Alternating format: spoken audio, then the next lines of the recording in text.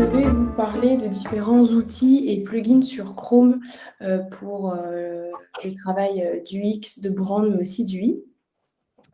Donc le premier dont je vais vous parler s'appelle Checklist Design, qui va permettre d'avoir une base, au niveau de la création, au niveau de la l'UI, des logos et des bonnes pratiques.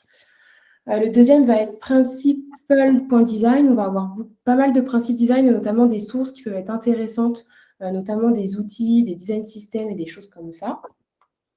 Ensuite, Fontjoy pour avoir des typographies et des combinaisons. Et enfin, Lighthouse, qui va permettre d'analyser, selon l'accessibilité, la performance et le SEO, un site internet, n'importe quel site internet. Donc pour checklist.design, on va avoir différentes listes à valider, notamment avec des composants UI, des pages, mais aussi le côté brand, les flows. En fait, cet outil permet surtout d'avoir une base pour rien oublier, entre guillemets. Après, évidemment, il peut y avoir aussi des choses qu'on a oubliées, et enfin des choses qu'on a pensées qui ne sont pas dans l'outil, mais ça permet tout de même d'avoir, on va dire, des fondations qui peuvent aider lors de la conception. Donc là, par exemple, dans les éléments, il y a 17 listes. Et si par exemple, on va dans les boutons, donc toutes les bonnes choses à faire et les choses à ne pas oublier au niveau du composant des boutons dans la liste des éléments.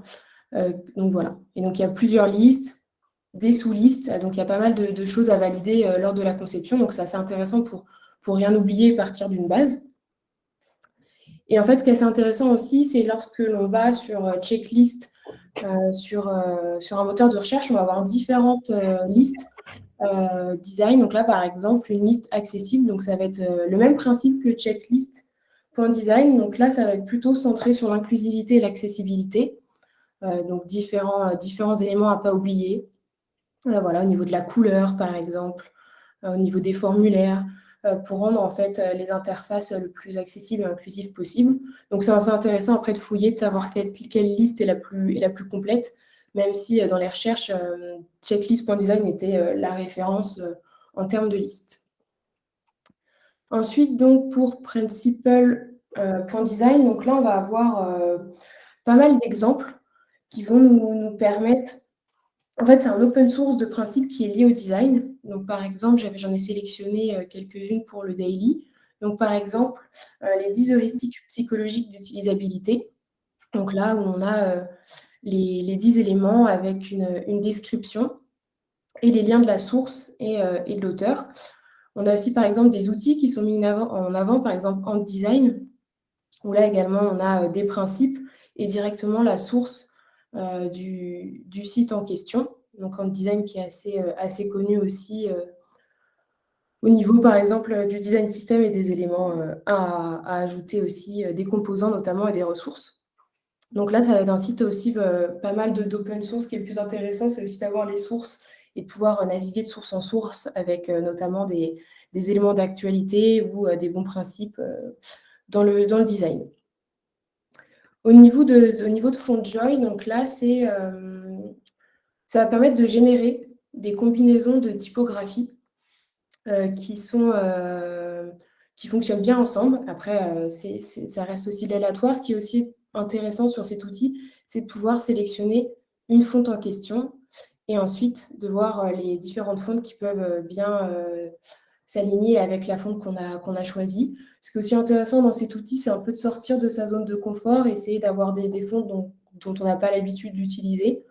Même si, par exemple, dans la combinaison des trois, il y en a une qu'on apprécie moins, on peut avoir une idée aussi et avoir d'autres fontes à son catalogue pour pouvoir les télécharger aussi dans son logiciel Figma.